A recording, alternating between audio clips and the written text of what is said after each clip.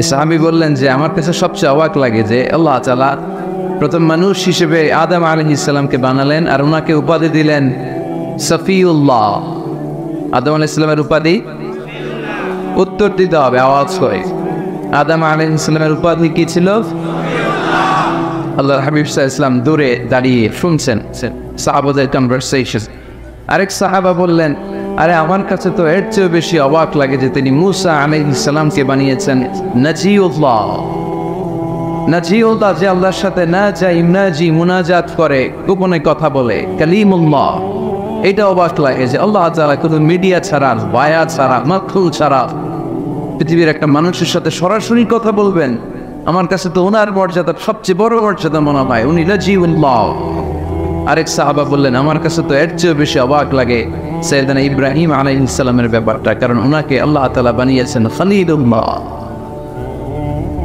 তাহলে একজনকে পাওয়া গেল সফিউল্লাহ, আরেক নবীকে পাওয়া গেল কালিমুল্লাহ বা নাজিউল্লাহ, আরেক নবীকে পাওয়া গেল খলিলুল্লাহ।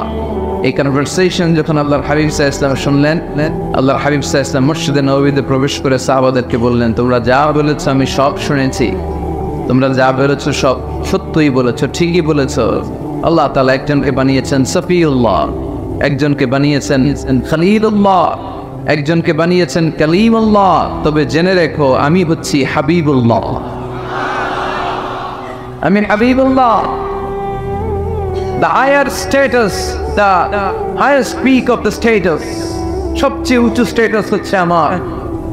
খলিলুল্লাহ মানে আল্লাহর বন্ধু, হাবিবুল্লাহ মানে হচ্ছে আল্লাহর বন্ধু।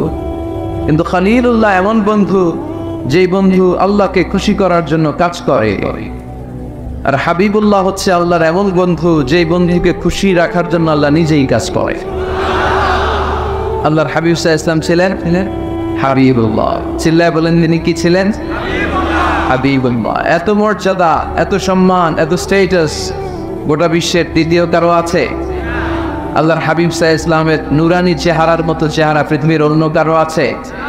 কোনো দিক দিয়ে আল্লাহর হাবিবের সাথে কোনো মানুষের কোনো ধরনের কম্পারিজন, তুলনা চলতে পারে না। Whether it's the fitness, whether it's the skin colour, whether it's the sound, whether it's the status, is out of any kind of comparison. তিনি সব ধরনের তুলনার ঊর্ধ্বে। As a father, as a teacher, as a commander, as a lawgiver, as a lawmaker, as a reformer of the society, Muhammad is the superman of the world. সুবহানাল্লাহ পড়তে পারলেন না? স্বামী হিসেবে, বাবা হিসেবে, নেতা হিসেবে, সমাজ সংস্কারক হিসেবে, নবী হিসেবে আল্লাহ রাসূল সাল্লাল্লাহু আলাইহি ওয়াসাল্লাম হচ্ছেন এই পৃথিবীর একজন সুপারম্যান।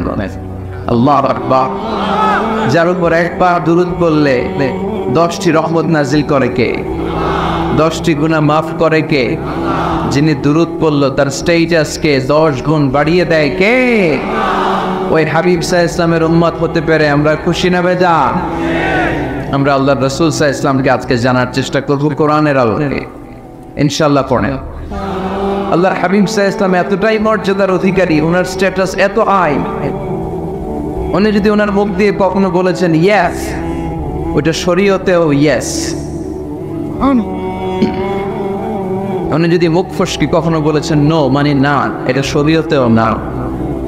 তার মানে উনি হ্যাঁ বললে এটা হালাল হয়ে যায়, উনি না বললে এটা হারাম হয়ে যায়। উনি আঙ্গুল তুললে 4 ভেঙে 2 ভাগ হয়ে যায়। উনি জমিন থেকে পা উপরে উঠালে আল্লাহর আরশের দিকে মেরাজে চলে যায়। উনি এমন নবী, ওনারে বাদ দিলে ইসলাম থাকে না, থাকে? উনি এমন রাসূল, ওনারে বাদ দিলে কোরআন বোঝা যায় না, কারণ কোরআন ওনার উপর নাজিল করেছে কে? উনি এমন হাবিব যাকে বাদ দিলে হাদিস বোঝা যায় না, কারণ এই হাদিস হচ্ছে প্রিয় নবীর বহুনিসৃত বাণী, ঠিক কি না?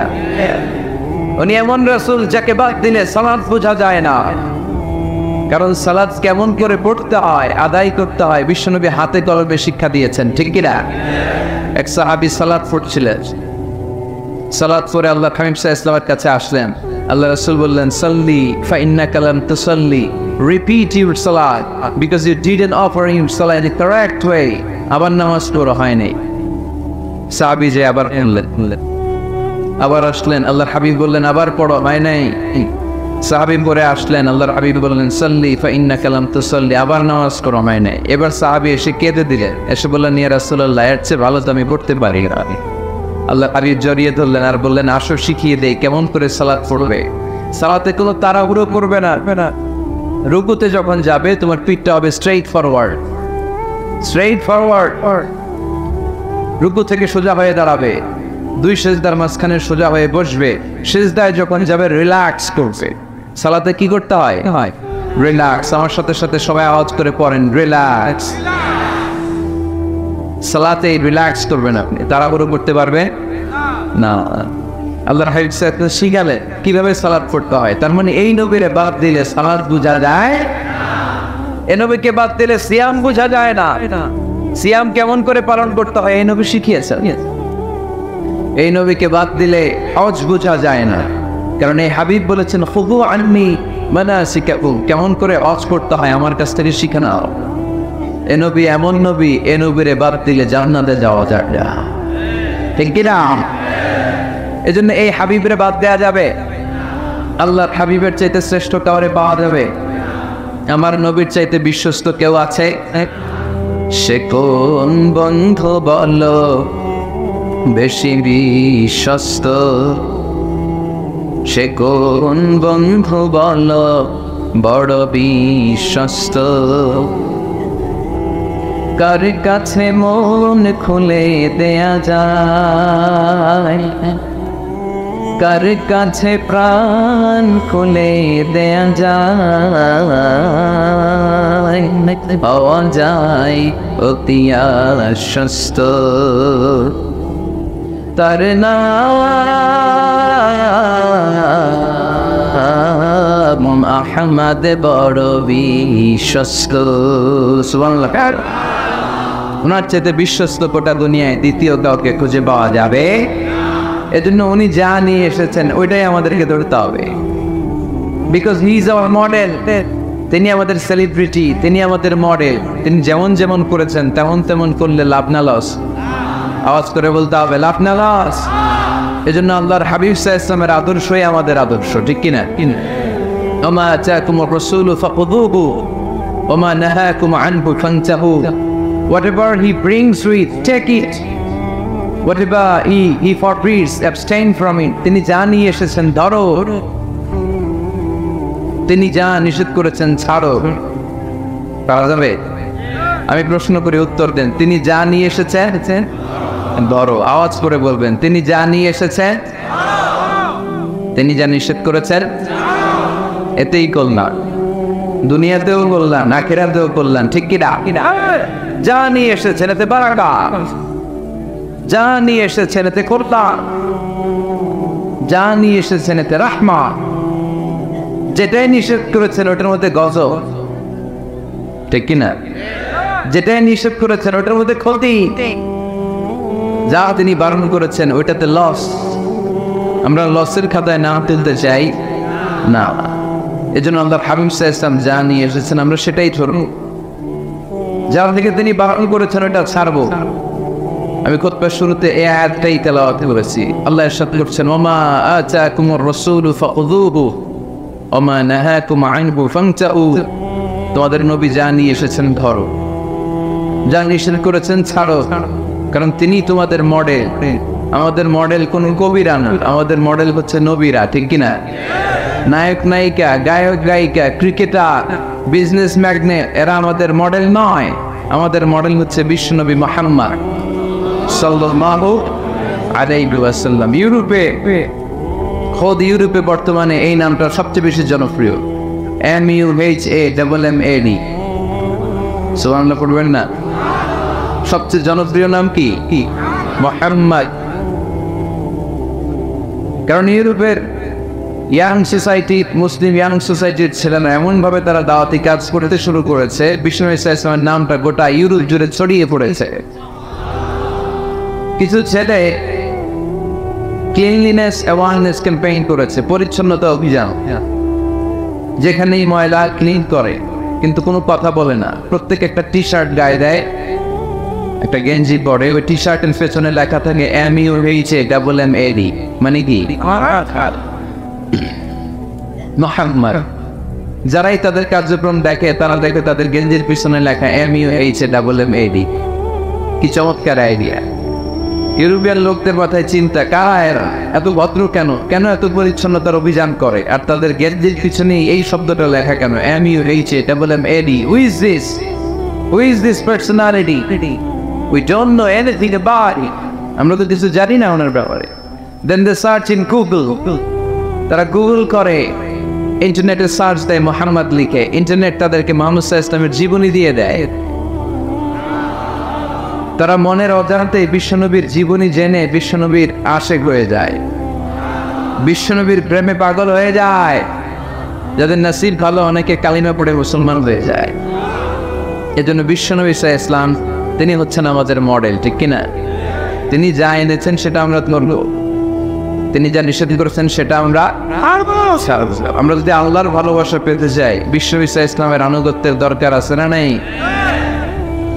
এজন্য আল্লাহ বললেন, কুল ইন কুনতুম তুহিব্বুনাল্লাহা ফাত্তাবিউনি ইউহিব্বুকুমুল্লাহ ওয়া ইয়াগফির লাকুম যুনুবাকুম ওয়াল্লাহু গফুরুর রহিম। আল্লাহকে যে পাইতে চায়, হযরতকে ভালোবেসে আরশ কুরসি লৌহ কালাম না চাইতে পেয়েছে সে।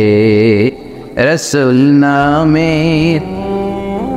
রশি ধরে যেতে হবে আল্লাহর ঘরে, নদী তরঙ্গে যে পড়েছে ভাই দরিয়াতে সে আপনি মেশে।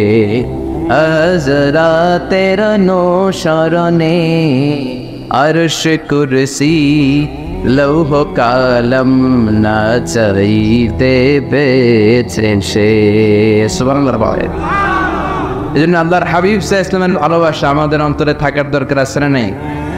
আনুগত্যের দরকার আছে না নাই? তাহলে আল্লাহর ভালোবাসা পাওয়া যাবে, ঠিক কিনা? আজকে আমরা কোরআনের আলোকে আল্লাহর হাবিব সাল্লাল্লাহু আলাইহি ওয়াসাল্লামকে চিনি। আমরা কোরআন থেকে জানার চেষ্টা করব তিনি কেমন ছিলেন, কেমন ছিলেন আমার প্রিয় রাসূল। কোরআনুল কারীম থেকে যদি আমরা বিশ্বনবী সাল্লাল্লাহু আলাইহি ওয়াসাল্লামের পরিচয় জানতে চাই, কোরআন সর্বপ্রথম আল্লাহর হাবিবের যে পরিচয়টা আমাদেরকে দিবে, কোরআন বলবে তিনি হচ্ছেন রাসূলুল্লাহ। আমাদের প্রিয় নবীর সবচেয়ে বড় টাইটেলের নাম কি? রাসূলুল্লাহ। সবাই আওয়াজ করে পড়বেন, টাইটেলটার নাম কি? পৃথিবীতে এর চেয়ে বড় টাইটেল আছে? এমপি বলেন, মন্ত্রী বলেন, যাই বলেন না কেন, ধনকুবের বলেন, রাসূলুল্লাহর উপরে কোনো টাইটেল নেই, ঠিক কিনা? এর কারণ কেউ চাইলেই রাসূলুল্লাহ হতে পারে না। হতে পারে? আমরা সবাই মিলে যদি একজনের ভোট দেই, উনি তো রাসূল হয়ে যাবে, তাই না? হবে না? ভোট দিয়ে রাসূল বানানো যায় না? আমাদের মানব জাতির সাথে যদি জিন জাতি একাত্মতা পোষণ করে, মানব জাতি আর জিন জাতিও যদি ভোট দেয়, তাহলে তো রাসূল হবে। ফেরেশতারা যদি বলে আমরাও আছি সাথে, তাইলেও রাসূল বানানো যাবে না।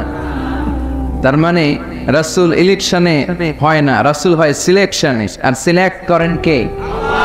আল্লাহু ইয়ালামু হাইসু ইয়াজআলু রিসালাতা। আল্লাহই ভালো জানেন তিনি কাকে রাসূল বানাবেন। এজন্য চাইলেই রাসূল হওয়া যায় না, ভোট দিয়ে রাসূল বানানো যায় না। রাসূল সিলেক্ট করেন একজন, চিল্লায় বলেন তিনি কে? এজন্য কালামুল্লাহ মাজিদে বিশ্বনবীর সর্বপ্রথম যে পরিচয়টা পাওয়া যায়, কোরআন আমাদের সামনে আমাদের নবীর পরিচয় করিয়ে দিচ্ছেন, মুহাম্মাদুর রাসূলুল্লাহ والذين معه أشداء على الكفار رحماء بينهم। কোরআন সর্বপ্রথম বিশ্বনবীর পরিচয় আমাদের সামনে তুলে ধরলেন আর বলল, কোরআন আমাদেরকে জানিয়ে দিল আমাদের প্রিয় নবীর প্রথম টাইটেল হলো তিনি হলেন রাসূলুল্লাহ সাল্লাল্লাহু আলাইহি ওয়াসাল্লাম। তাহলে আল্লাহর হাবিব সাল্লাল্লাহু আলাইহি ওয়াসাল্লামের প্রথম পরিচয় রাসূলুল্লাহ। আওয়াজ করে বলেন তো প্রথম পরিচয় কি? রাসূলুল্লাহ। তিনি আল্লাহর বার্তাবাহক, আল্লাহ তাআলার পক্ষ থেকে বাণীবাহকের কাজ তিনি করেন। কিন্তু আমার নবী এতটাই বিনয়ী ছিলেন, এতটাই হাম্বল ছিলেন, আউট অফ হাম্বলনেস তিনি নিজেকে রাসূল বলে পরিচয় করে দেওয়ার আগে তিনি নিজেকে আল্লাহর দাস বা গোলাম বলে পরিচয় দিতেন। পড়েন সুবহানাল্লাহ। বিনয়ের কারণে তিনি বলতেন ইন্নী আব্দুল্লাহি ওয়া রাসূলুহু, নিশ্চয় আমি আল্লাহর দাস, নিশ্চয় আমি আল্লাহর গোলাম, তারপর আমি আল্লাহর রাসূল। আল্লাহর হাবিব যখন আল্লাহর কাছে দোয়া করতেন, আল্লাহর হাবিব বলতেন আল্লাহুম্মা ইন্নী আবদুক ওয়া ইবনু আবদিক ওয়া ইবনু আমাতিক নাসিয়াতি বিয়াদিক। আল্লাহর হাবিব বলতেন আল্লাহ আমি আপনার গোলাম, শুধু আমি আপনার গোলাম নয়, আমি গোলামের ঘরের গোলাম। আল্লাহু আকবার।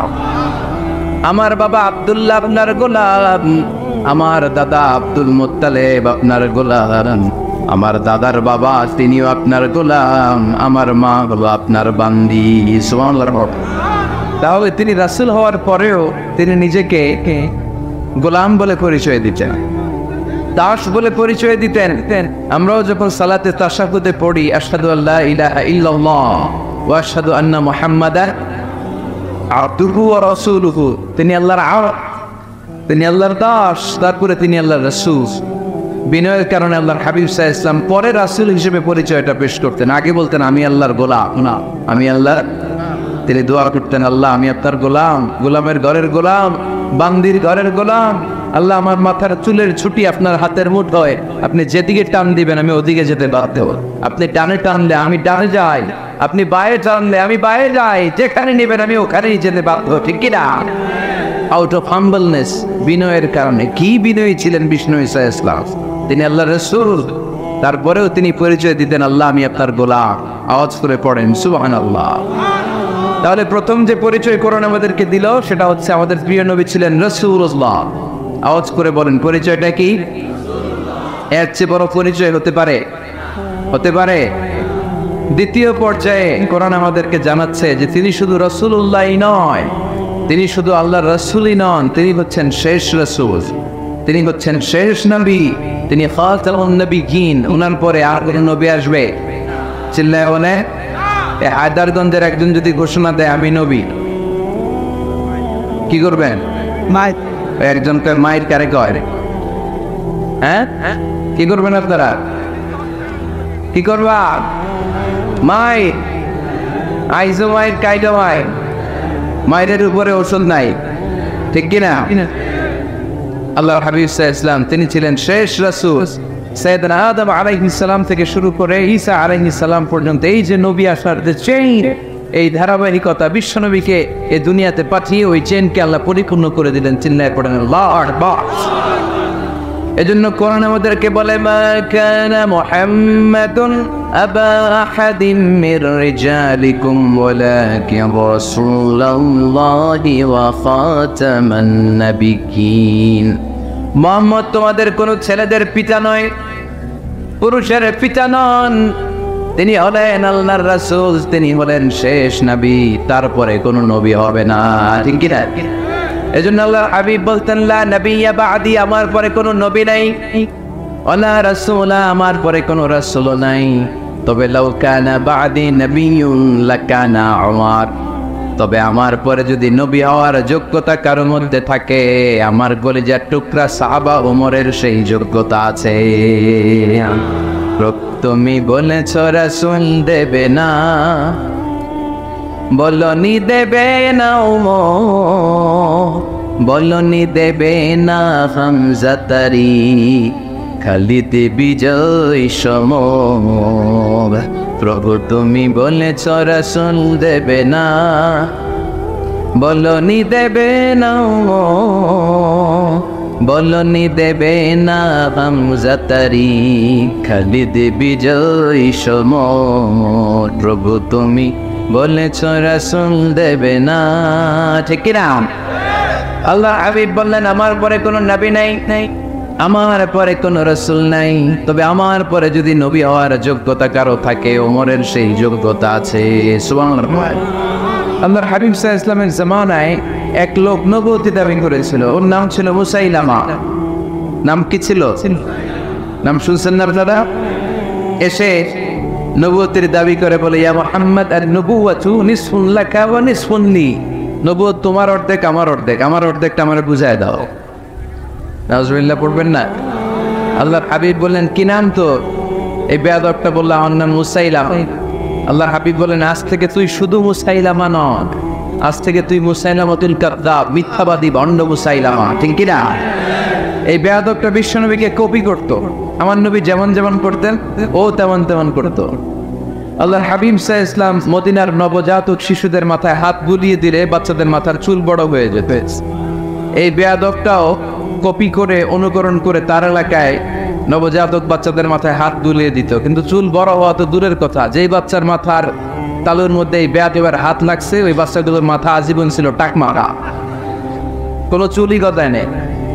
আল্লাহর হাবিব সাল্লাল্লাহু আলাইহি ওয়াসাল্লাম লোনা পানির কুয়ার ভেতরে কুলি করে ফেলে দিলে ওই কুয়ার পানি মিঠা পানির কুয়ায় পরিণত হয়ে যেত।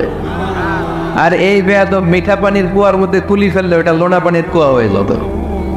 আল্লাহর হাবিব সাল্লাল্লাহু আলাইহি ওয়াসাল্লাম দোয়া পড়ে গাছের মধ্যে ফু দিলে গাছের ফলনে বাম্পার ফলন হতো, আর এই বেয়াদব কোন গাছের মধ্যে ধরলে মুহূর্তের মধ্যে ওই গাছ মরে যেত। তার মানে নবীর সাথে বেয়াদবি করেছে। ঠিক কি না? আল্লাহর হাবিব সাল্লাল্লাহু আলাইহি ওয়াসাল্লামের পরে আর কোন নবী আছে? মির্জা গোলাম আহমদ কাদিয়ানী নাম শুনছেন? শোনেন নাই? কে কে হাত তোলেন তো। সবাই শুনছেন? এই বেয়াদবটাও কাদিয়ান এলাকার লোক, সেও নবুয়তির দাবি করেছিল, কিন্তু তার পরিণাম ভালো হয় নাই। ঠিক কিনা? নবীরা পবিত্র, নবীরা যেই জায়গাটায় মারা যায় ওই জায়গাটাও পবিত্র, কিন্তু এই বেয়াদবটা মারা গেছে টয়লেটের ভেতরে। টয়লেটের টাঙ্কি ভেঙে পায়খানার গোডাউনের ভেতরে বসে পায়খানা খাইতে খাইতে পেটটা হয়ে গেছে এত বড়, মেথর এনে শিকল দিয়ে বেঁধে টেনে দিচ্ছে, একে উপরে উঠানো লাগছে। এগুলো প্রমাণ করে আল্লাহর হাবিব সাল্লাল্লাহু আলাইহি ওয়াসাল্লামের পরে কেউ যদি নবুয়তির দাবি করে তার পরিণাম ভালো হয় না। চিল্লায় বলেন ঠিক কিনা? এজন্য সহিহ মুসলিমের বর্ণনা, আল্লাহর নবী বললেন, মাসালি ওয়া মাসালুল আমবিয়াই মিন ক্বাবলি কামাসালি রাজুলিন বানা বাইতান। আমার দৃষ্টান্ত আর আমার আগের নবীদের দৃষ্টান্ত ওই ব্যক্তির মতো যেই ব্যক্তি একটা ঘর বানিয়েছে। কি বানিয়েছে? খেয়াল করে শুনবেন, আল্লাহ হাবিব বললেন আমার দৃষ্টান্ত আর আগের সব নবীদের দৃষ্টান্ত হচ্ছে ওই ব্যক্তির মতো যে ব্যক্তি একটা ঘর বানিয়েছে, যে ঘরটা অনেক সুন্দর করে সে ডিজাইন করেছে। ঘরের ডানে বায়ে উপরে নিচে সামনে পেছনে এত সুন্দর ডিজাইন, নিখুঁত, খুব ধরার মতো কোনো জায়গা নাই।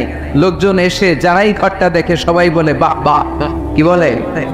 এত সুন্দর ঘর আমরা দেখি নাই। তবে একটা জায়গায় একটা ভুল ছিল, একটা জায়গায় একটা খুঁত ছিল।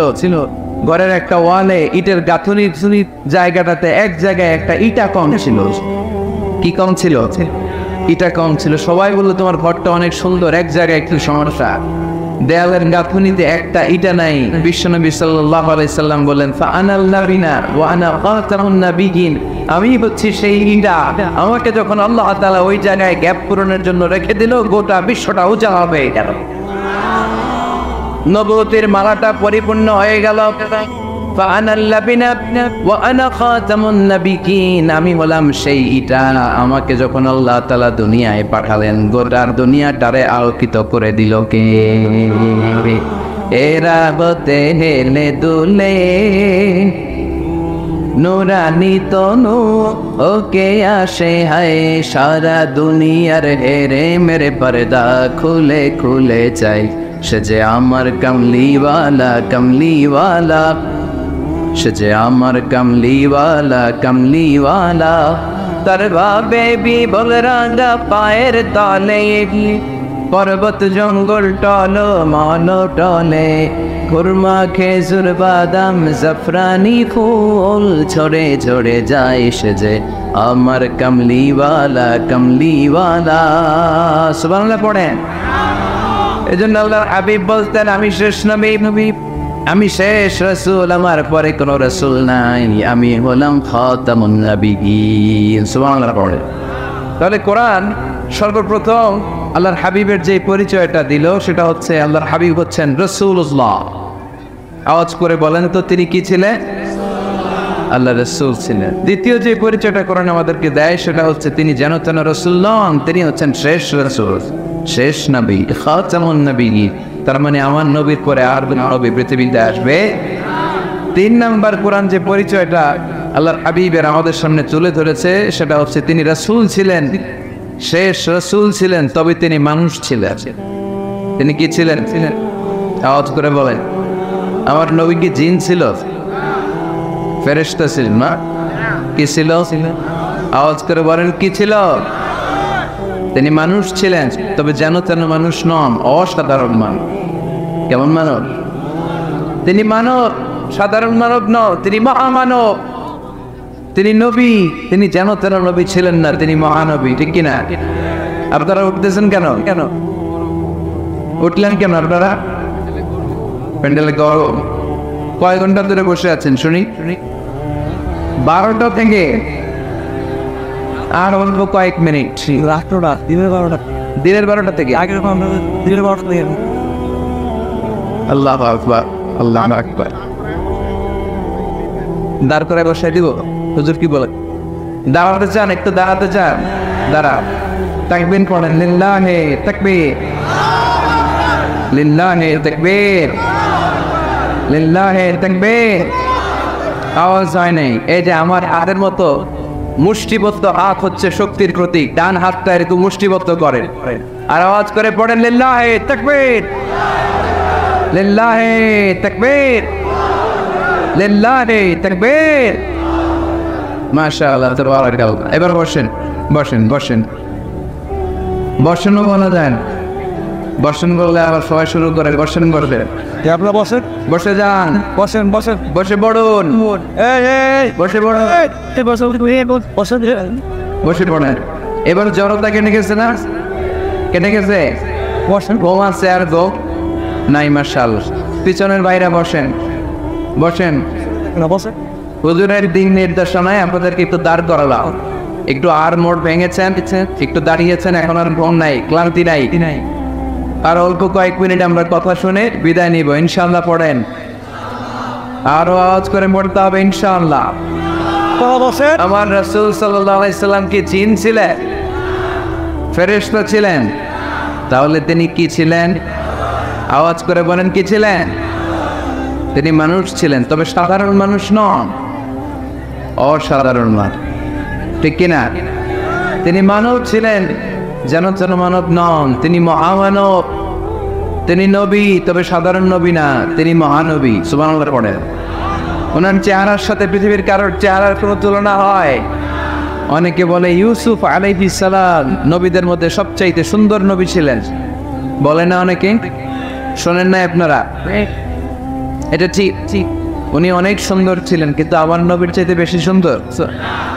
আল্লাহর হাবিব বলতেন, আনা মালিহুন ওয়া আখি ইউসুফু সাবিহুন, মানে আমি হচ্ছি মালিক, লাবণ্যময় সুন্দর, আর আমার ভাই ইউসুফ হচ্ছে সাদা সুন্দর।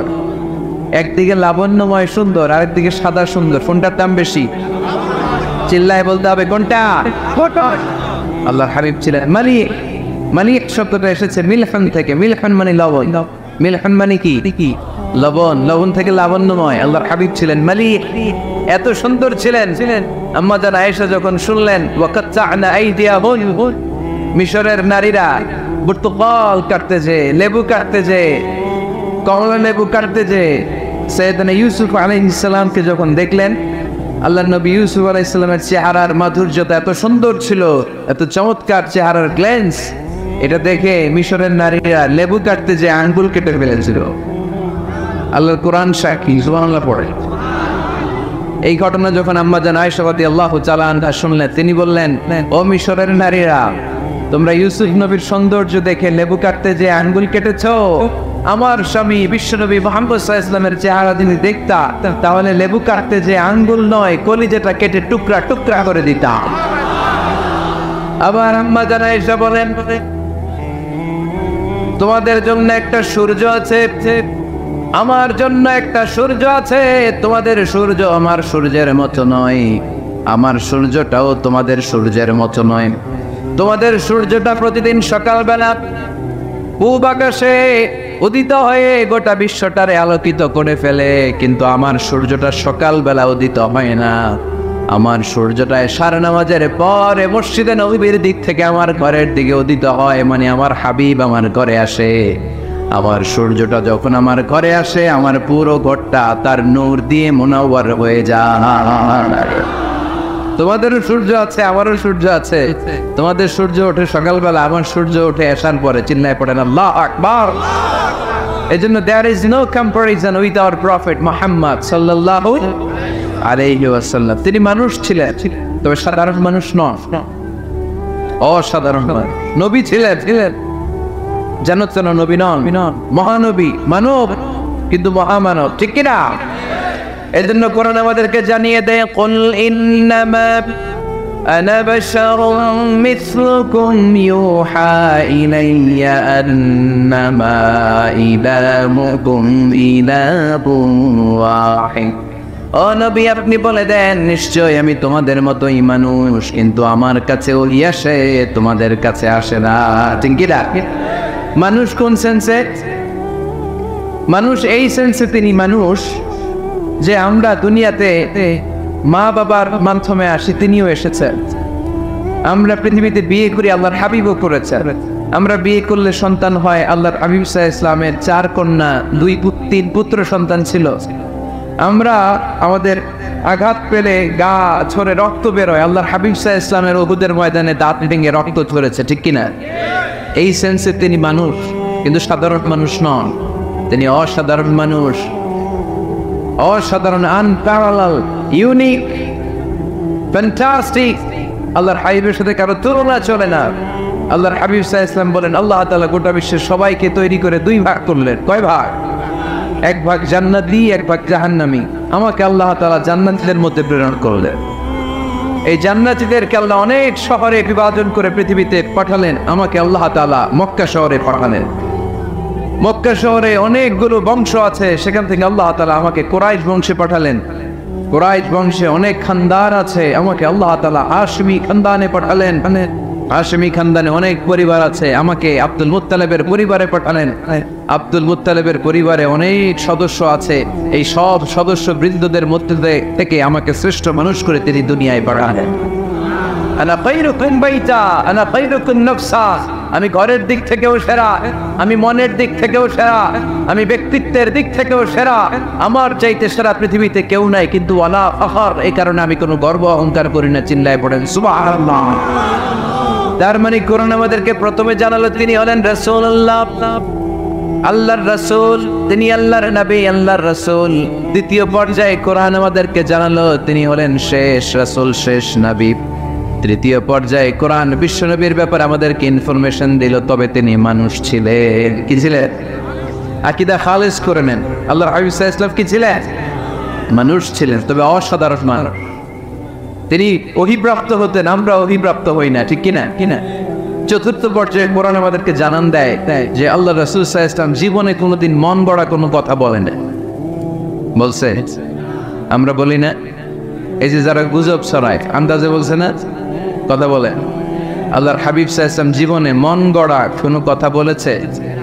মন মস্তিষ্ক প্রসূত কিছু বলেছে? মন যা চায় তা তিনি বলেন না, মন গড়া বলেন না। Because he was guided by ওয়াহি, he was guided by the revelation.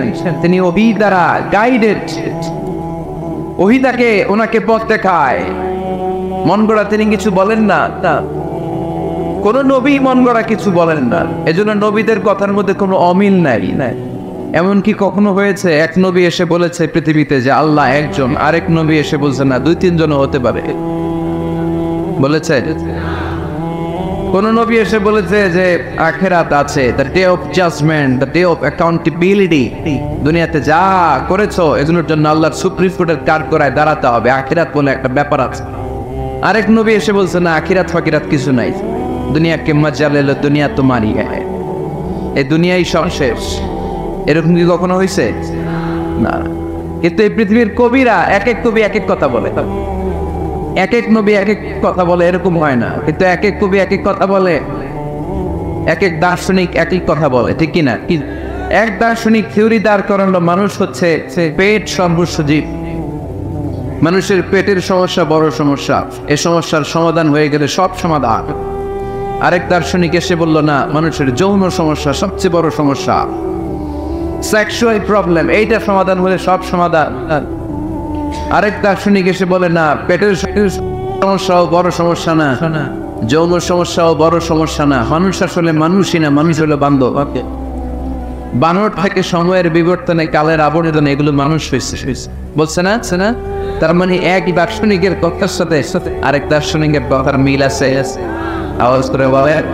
কিন্তু পৃথিবীর একজন নবীর সাথে আরেকজন নবীর কথার কোনো অমিল খুঁজে পাওয়া যায় না। চিল্লায় বলেন ঠিক কিনা? দোয়া চাওয়াও সুন্নাহ, দোয়া করাও সুন্নাহ। বুঝতে পেরেছেন? দোয়া নিজের জন্যও করবেন, অন্যের জন্যও করবেন। রাজি আছেন তো? অনেকে বলে, হুজুর আমার দোয়া আমি করব, আমি আরেকজনের জন্য করব কেন? ওনারটা উনি করুক, আমারটা আমি করি, এরকম কথা আছে না? নাই না, অন্যের জন্য দোয়া করবেন, এতে লাভ আছে।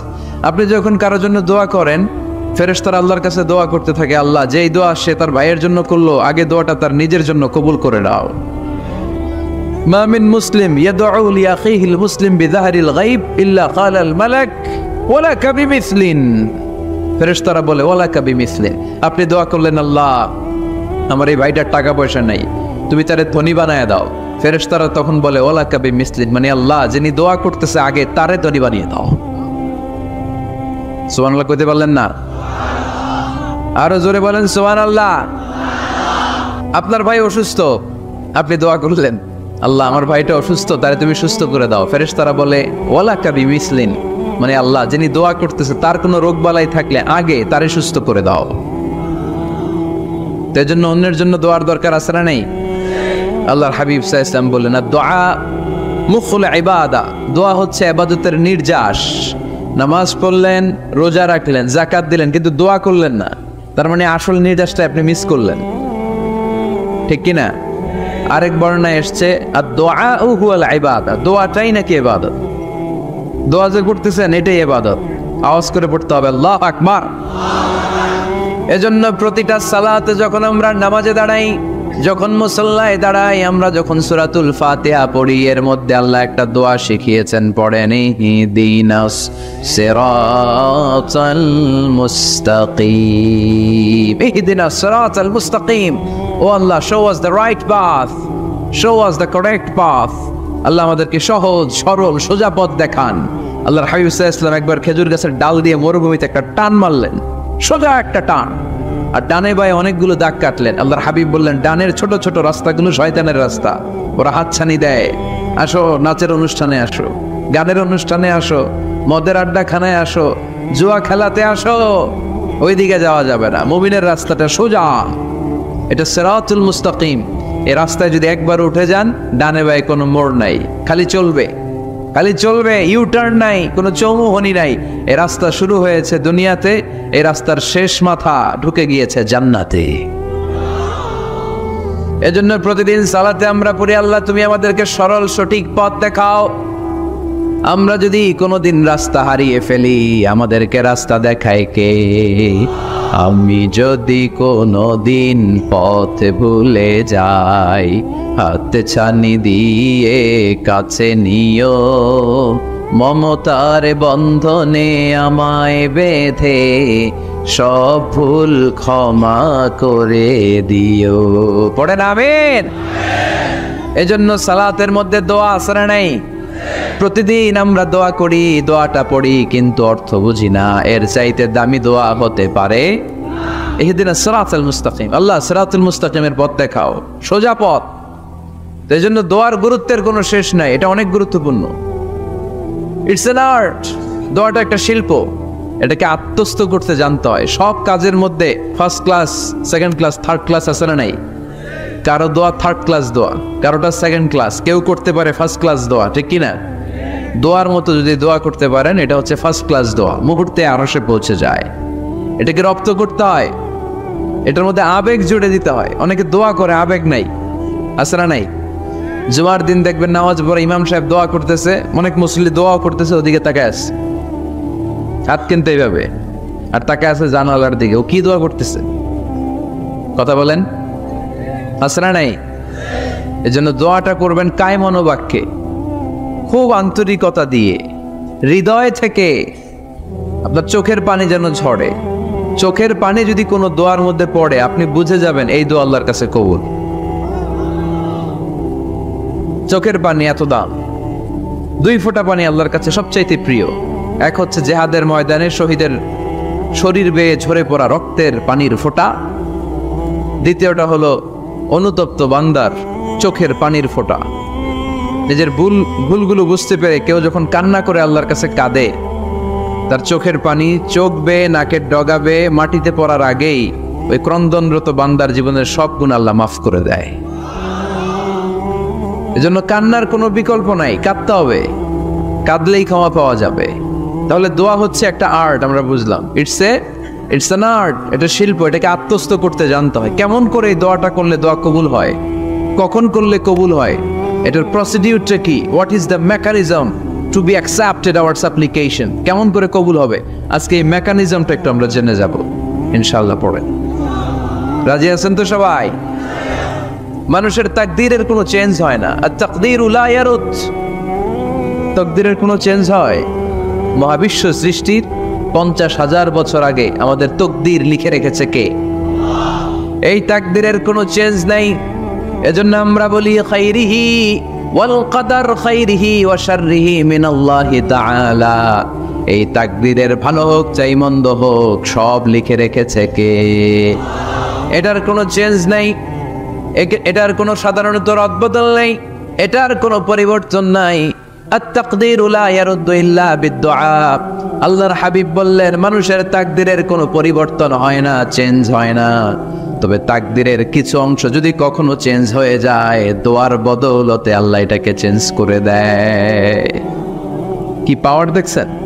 তাকদীরও চেঞ্জ করে ফেলে দোয়া, তাকদীর চেঞ্জ হয়ে যায়।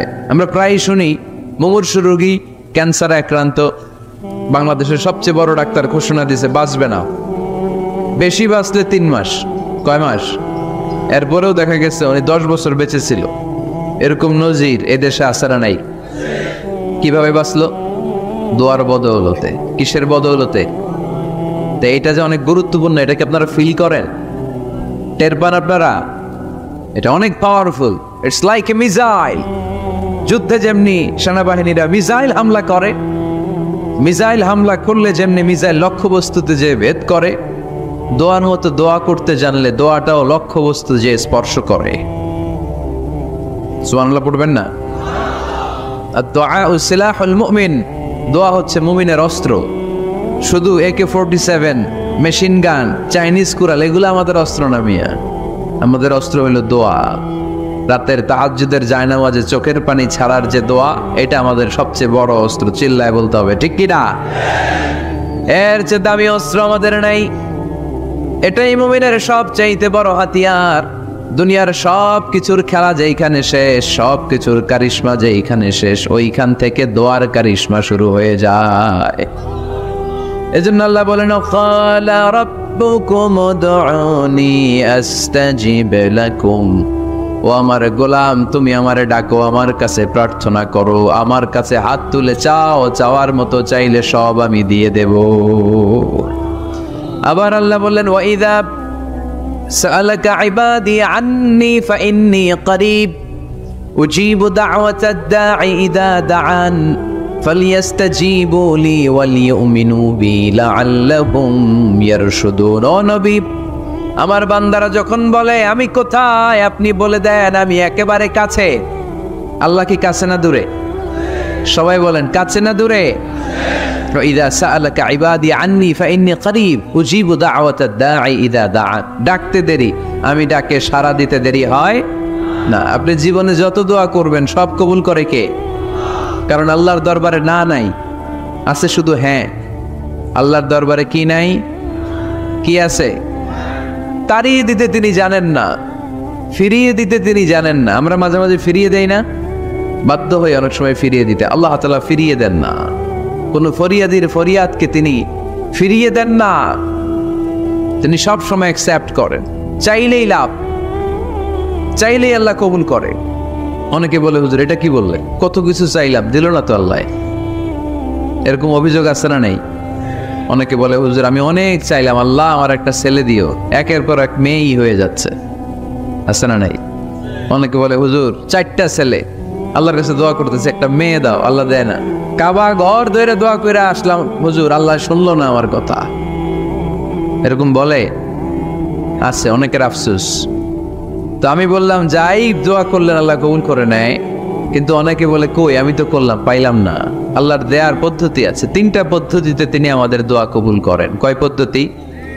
সবাই জোরে বলতে হবে, কয়টা? পদ্ধতি নাম্বার 1, আপনি যখন আল্লাহর কাছে কিছু চান আল্লাহ বলেন দিব, ইয়েস দিব। তিনি বলেন দিব, তোমার দোয়া কবুল, আমি দিব বলেই তিনি দিয়ে দেন, আপনি পেয়ে খুশি হয়ে যান, আলহামদুলিল্লাহ পড়ে। দিব বলে দিয়ে দেয় সাথে সাথে, আপনি খুশি। পদ্ধতি নাম্বার 2, আপনি আল্লাহর কাছে কিছু চাইলেন, তখন আল্লাহ বলে দিব। আল্লাহ কি বলে? তিনি সবসময় কি বলে? দিব। পদ্ধতি নাম্বার 2, আপনি চাইলেন আল্লাহ বলে দিব, তবে এখন দিব না, পরে দিব। কখন দিলে আমার জন্য বেশি ভালো, এটা আমার চেয়েও ভালো জানে কে? যখন দিলে আমার জন্য ভালো আল্লাহ তখন দেয়, সুবহানাল্লাহ পড়ে। পদ্ধতি নাম্বার 3, আমরা চাইলাম, তখন আল্লাহ বলে দিব দিব দিব, না বলেন না চিনি, দিব, তবে এখনো দিব না, পরেও দিব না, এটা তোমার জন্য কিয়ামতের ময়দানে আমি রেখে দিব। যেদিন বিপদে পড়ে যাবা, যেদিন আকাশের সূর্যটা মাথার কাছে নেমে আসবে, সূর্যের প্রচন্ড প্রখর তাপে তোমার মাথার মগজগুলো গলে গলে ভাতের মাড়ের মতো কান দিয়ে আর নাক দিয়ে টপ টপ করে পড়বে। তৃষ্ণায় ক্ষুধায় পেরেশানিতে জিহ্বাটা বের হয়ে কুকুরের মতো নাভি স্থল পর্যন্ত ঝুলতে থাকবে। পীর সাহেব মুরিদরে চিনবে না, মুরিদ পীর সাহেবরে চিনবে না, দলের নেতা কর্মী চিনবে না, দলের কর্মী নেতা চিনবে না, মা তার মেয়েকে চিনবে না, বাবা তার ছেলেকে চিনবে না, বন্ধু তার বন্ধুকে চিনবে না। ওই কঠিন দিন আমি তোমার এই দোয়ার বদৌলতে বাঁচায়া দেব। আল্লাহু আকবার। এজন্য আল্লাহ বলেন আমার কাছে চাও, চাওয়ার মতো চাইলে আমি সব দিয়ে দিতে পারি। কেউ ফিরে না খালি হাতে, আল্লাহর তোর দরবারেতে। সবাই পড়েন, কেউ ফিরে না। এই কথাটা 100% ঠিক না? 3টা সিস্টেমে কেউ খালি হাতে ফিরছে? প্রথমে সাথে সাথে দিলেন, এরপরে দেরি করে দিলেন, তারপরেরটা তিনি রেখে দিলেন। সুবহানাল্লাহ বলেন। এজন্য এখন থেকে বেশি বেশি কি করব? কি করবেন? কার কাছে চাইবেন? কবুল করবে উনি? বিশ্বাস হয়? সন্দেহ লাগে? লাগে লাগে? কবুল করবে কে? সব নবীরা চেয়েছেন একজনের কাছে, তিনি কে? সব আল্লাহর ওলিরা চাইতেন একজনের কাছে, তিনি কে? আমরাও চাইব একজনের কাছে, তিনি কে? সৈয়দনা আদম আলাইহিস সালাম কি দোয়া করলেন এই কোরআনে আছে না নাই? সৈয়দনা ইব্রাহিম কোন দোয়া করলেন কোরআনে আছে না নাই? সৈয়দনা আদম আলাইহিস সালাম ভুল করে একটা নিষিদ্ধ ফল খেয়ে ফেললেন, যখন উপলব্ধি করলেন চোখের পানি ছেড়ে কান্না জুড়ে দিলেন, আর দোয়া করতে আরম্ভ করলেন। পড়েন, রব্বানা যালামনা আনফুসানা ওয়া ইল্লাম তাগফির লানা ওয়া তারহামনা লানাকুনান্না মিনাল খাসিরিন। ও আমাদের রব, যালামনা আনফুসানা, নফসের উপর জুলুম করেছি, অন্যায় করেছি, অপরাধ করেছি, তুমি যদি ক্ষমা না করো আমরা শেষ হয়ে যাব, আমরা ক্ষতিগ্রস্তদের মধ্যে শামিল হয়ে যাব। ঠিক কি না? সাইয়েদনা আদম আলাইহিস সালাম এই দোয়া করে মাফ পেয়েছিলেন। শত শত বছর কাঁদতে কাঁদতে এই দোয়া করার পরে মাফ করেছে কে? আমরাও যদি ভুল করি, অন্যায় করি, এই দোয়া করলে মাফ করবে কে? আমরা কি ভুল টুল কিছু করি? হ্যাঁ করেন? আমরা ভুলকারী, আমরা পাপী, আমরা পাপীর ঘরের পাপী। ঠিক কি না? পাপের সাগরে আমরা হাবুডুবু খাই, পাপের কোনো শেষ নাই। আকাশের নিচে জমিনের উপরে আমার চেয়ে বড় পাপী কেউ আছে? এমন কোনো পাপ নাই আমরা করি নাই। আমরা পাপী, পাপীর ঘরের পাপী। ঠিক কি না? এজন্য এই দোয়াটা বললে ক্ষমা করে কে? আবার সাইয়েদনা ইব্রাহিম আলাইহিস সালাম এই কোরআনের মধ্যে রয়েছে, তিনি দোয়া করেছেন, রব্বি জাআলনি মুকিমাস সালাতি ওয়া মিন যুররিয়াতি রব্বানা ওয়া তাকাব্বাল দুআ। সুবহানাল্লাহ পড়েন। রব্বি জাআলনি মুকিমাস সালাহ, আল্লাহ আপনি আমার নামাজ কায়েমকারী বানান। ওয়া মিন যুররিয়াতি, আমার সন্তানদেরকেও আপনি নামাজ কায়েমকারী বানান। রব্বুল আলামিন এই দোয়াটা আমার পক্ষ থেকে আপনি কবুল করে নেন, পড়েন আমিন। দেখেন, ছেলে যদি নামাজ না পড়ে আমাদের কাছে দোয়া চাওয়ার আগে এই দোয়াটা করে নিয়েন আল্লাহর কাছে। রব্বি জাআলনি মুকিমাস সালাহ ওয়া মিন যুররিয়াতি রব্বানা ওয়া তাকাব্বাল দুআ। আল্লাহ আপনি আমারও নামাজ কায়েমকারী বানান, আমার নতুন প্রজন্ম, আমার সন্তানদেরকেও নামাজ কায়েমকারী বানান। এই দোয়া আল্লাহর কাছে করতে হয়। আল্লাহর কাছে দোয়া না করলে ছেলে মেয়ে নামাজি হয় না। নেককার সন্তান চাইবো কার কাছে? নেককার স্ত্রী চাইবো কার কাছে? আবার সাইয়েদানা ইউনূস আলাইহিস সালাম দোয়া করলেন, লা ইলাহা ইল্লা আনতা সুবহানাকা ইন্নী কুনতু মিনাল যালিমিন। এই দোয়াটা পড়েন আপনারা কখন? তুফান ছুটলে। আমাদের এলাকায় গ্রাম বাংলায় আমরা দেখছি তুফান ছুটলে পড়ে। বজ্রপাত, বজ্রপাতরে কি বলেন আপনারা? খাড়া, টাড়া। এই বজ্রপাত শুধু বজ্রপাত না, এটা বিপদে পড়ার দোয়া। এটা কিসে পড়ার দোয়া? রাস্তায় বিপদে পড়েছেন এই দোয়া পড়েন, অফিসে বিপদে পড়েছেন এই দোয়া পড়েন, ঘরের ভেতরে বিপদে পড়েছেন এই দোয়া পড়েন। মাছের পেট থেকে এই দোয়া পড়ার কারণে সাইয়েদানা ইউনূস আলাইহিস সালামকে বিপদ থেকে রক্ষা করেছে কে? এটা মুসিবতে পড়ার দোয়া। মুসিবতে পড়লে আমরা এই দোয়া পড়বো, মনে থাকবে? 1971 সালে পাক হানাদার বাহিনী, আমরা তো দেখি নাই, শুনেছি, কালেমা জিজ্ঞেস করতো সবাইকে। শুনছেন এই ঘটনা? বলতো কালেমা বল, যদি বলতে পারতো ছেড়ে দিত। যেহেতু পাকিরা ছিল মুসলমান, হিন্দু ভাইদেরকে ওরা শুট করতো, হিন্দু টের পাইলে গুলি। তো এক বাঙালি মুসলমানকে ধরে পাকিস্তানি মিলিটার জিজ্ঞেস করতেছে, কালেমা বল, মুসলমান নাকি হিন্দু? কয় আমি মুসলমান। কয় তাহলে কালেমা বল, সালে কালেমা বাতা। এখন সে ভয়ে এই দোয়া পড়া শুরু করছে। সে পড়তে শুরু করছে, লা ইলাহা ইল্লা আনতা সুবহানাকা ইন্নী কুনতু মিনাজ জালিমিন। পাকিস্তানি কয় সালে ये तो मुसीबत का कलिमा है। মানে বাঙালি এটা তো মুসিবতে বললে পড়ে, বাঙালি কয় হাম তো ভি মুসিবত মে হ্যাঁ, আমিও তো মুসিবতেই আছি। তুমি বন্দুক মাথার মধ্যে ধরে আমার কালিমা জিজ্ঞেস করতেছো, আমার কি আর হুশ জ্ঞান আছে? আমি কি পড়তেছি আমি নিজেই জানি না। তাহলে এটা হচ্ছে মুসিবত কা দোয়া, মুসিবত কা কালিমা। বিপদে পড়লেই পড়বেন, শুধু এমন না যে তুফান ছুটলে পড়বেন, আকাশে থান্ডার বজ্রপাতে পড়বেন না। যে কোনো দোয়াতেই লা ইলাহা ইল্লা আনতা সুবহানাকা ইন্নী কুনতু মিনাজ জালিমিন। লা ইলাহা, কোনো মাবুদ নাই, ইলাহা নাই, ইল্লা আনতা, আল্লাহ তুমি ছাড়া কোনো উপাস্য নাই, সুবহানাক, তুমি পবিত্র, ইন্নী কুনতু মিনাজ জালিমিন, আমি জালিমদের অন্তর্ভুক্ত। ঠিক কি না? আবার অনেকের মুখের মধ্যে গিড়া লেগে যায়, কথা বলতে পারে না, আটকে যায়। বাংলায় বলে তুতলামি। কি বলে? আছে, এরকম আছে। সাইয়েদনা মুসা আলাইহিস সালাম কথা বলতে গেলে আটকে যেত, মুখে কষ্ট হতো।